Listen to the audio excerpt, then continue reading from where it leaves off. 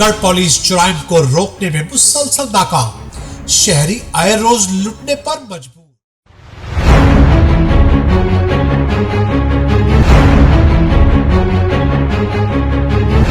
Police Thanagarh ख्वाबों भर गोश के मजे लूटने में मसरूफ। कलियावाला में चोर रात दुकान के ताले तोड़कर मलक ट्रेडर्स की तिजोरी भी ले उड़े। मजीद तफसीलात जानेंगे हमारे नुमाइंदे अली हसन साबरी से। जी अली हसन, आगाह कीजिएगा कि क्या माजरा है और ये कैसे पेश आया।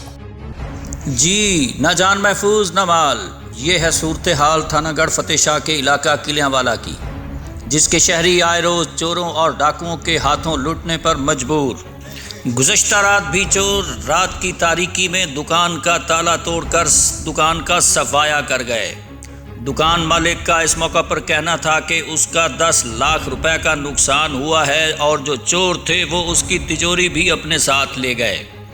इस हवाला से शहरी जो हैं वो सरापा एहतजाज हैं और अरबाब इख्तियार से मुतालबा करते हैं कि जराइम पेशा अफराद और उनकी पुष्ट पनाही करने वालों के खिलाफ सख्त से सख्त कार्रवाई की जाए और हमें सुख का सांस लेने का जो है वो मौका फराहम किया जाए। जी।